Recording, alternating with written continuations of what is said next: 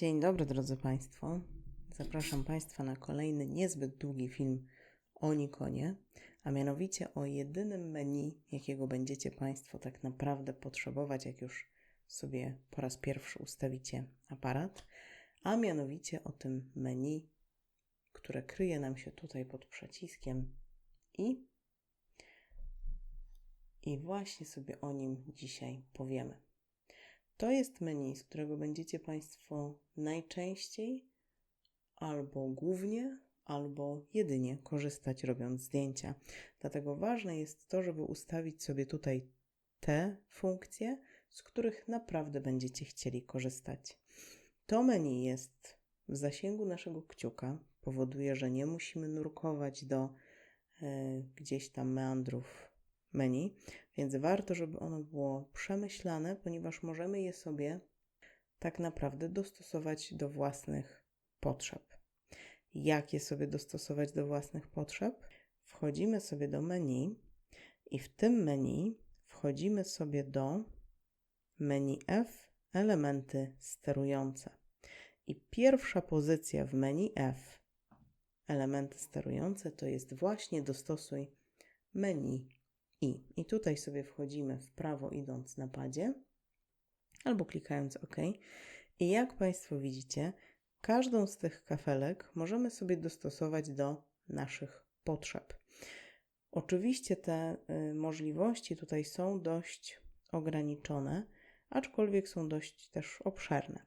Więc jakie mamy opcje? Możemy sobie wybrać obszar zdjęcia, czyli to, czy chcemy, żeby zdjęcie było pełnoklatkowe, czy chcemy, żeby było nieco przycięte, czy chcemy, żeby było w kwadracie, czy żeby było w proporcjach 16:9. Możemy wybrać sobie jakość zdjęcia, czy chcemy, żeby było w najlepszej, czy w najmniejszej jakości.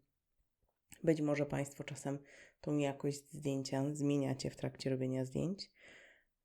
Wielkość zdjęcia i tutaj nie chodzi o to, czy ono będzie przycięte, czy nie. Chodzi o to, jak duży będzie plik, czyli czy to zdjęcie będzie zajmowało dużo miejsca na dysku, czy nie, ale co za tym idzie, utrata jakości.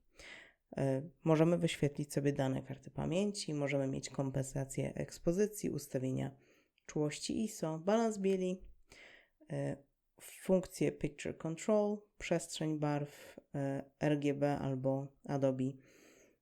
Możemy sobie tutaj ustawić funkcję delighting, czyli to takie trochę wyrównanie oświetlenia na zdjęciu, redukcję szumów, jeżeli robicie Państwo na przykład często zdjęcia na długich czasach, pomiar ekspozycji, tryb lampy błyskowej, kompensację błysku, opcję błysku grupowego, jeżeli na przykład korzystacie Państwo z kilku lamp naraz, to żeby je tutaj ładnie zsynchronizować. Tryb ustawienia ostrości, czy to ma być autofokus pojedynczy, czy to ma być autofokus ciągły, czy może ma być to ostrzenie manualne.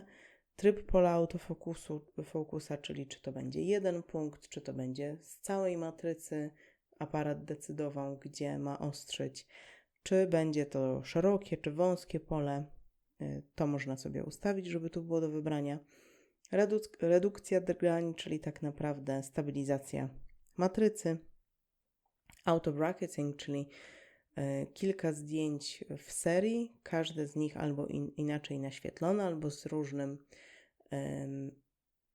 balansem bieli. Wielokrotna ekspozycja, czyli 2 zdjęcia nałożone na siebie, 2 albo 3, tam można sobie też to ustawić. Zdjęcia w HDR, czyli zdjęcia, które będą miały wszystkie detale w cieniach, wszystkie detale w jasnych partiach zdjęcia, takie trochę surrealistyczne zdjęcia, takie z lat 90., ale można sobie je tutaj ustawić.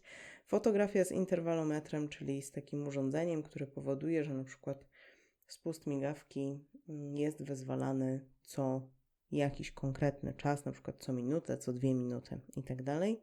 Film poklatkowy, czyli takie timelapse.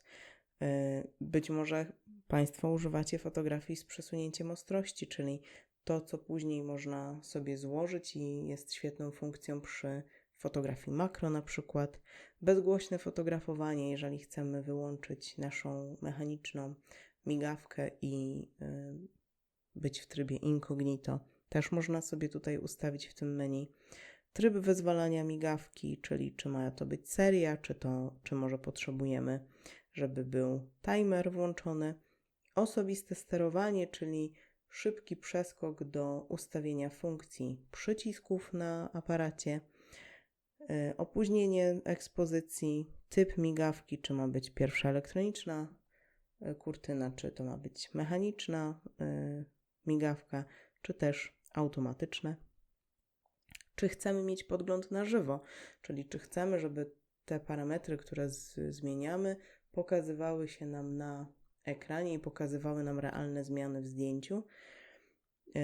Czy chcemy mieć tak zwany focus peaking, czyli jeżeli ostrzymy manualnie, czy obiekt, na który ostrzymy, ma nam się zaświecać na czerwono, czy jego obrys na czerwono, czy też na inny kolor, jaki sobie wybierzemy, żeby nam podpowiadać, czy już złapaliśmy tą ostrość, czy nie. Jasność monitora wizjera, też możemy sobie w to menu i dać połączenie z Bluetooth, jeżeli na przykład często korzystacie Państwo z jakichś pilotów do tego aparatu, żeby wyzwolić migawkę, no to jest fajna funkcja. Połączenie Wi-Fi, jeżeli na przykład często Państwo łączycie się z telefonem i ściągacie sobie na telefon zdjęcia, czy połączenie pilota bezprzewodowego. Te wszystkie funkcje można sobie właśnie przypisać do tego menu I też nie jest tak, drodzy Państwo, że jak raz w życiu sobie to przypiszecie, to już nie można tego zmienić. To można sobie do siebie dostosowywać i jak już będziecie to mieli Państwo dobrze do siebie dostosowane, to właściwie w ogóle już nie będziecie musieli sięgać do tego głównego menu. Będą jakieś drobne rzeczy, po które sięgnąć będzie warto, bo nie da się ich na przykład przypisać do tego menu i wtedy te takie różne drobne rzeczy ja bym polecała przypisać sobie do tego mojego menu i któryś z przycisków, na przykład przycisk nagrywania, przypisać jako przycisk, który nas bezpośrednio odnosi do tego mojego menu. I dzięki temu nie musicie Państwo nurkować do głównego menu.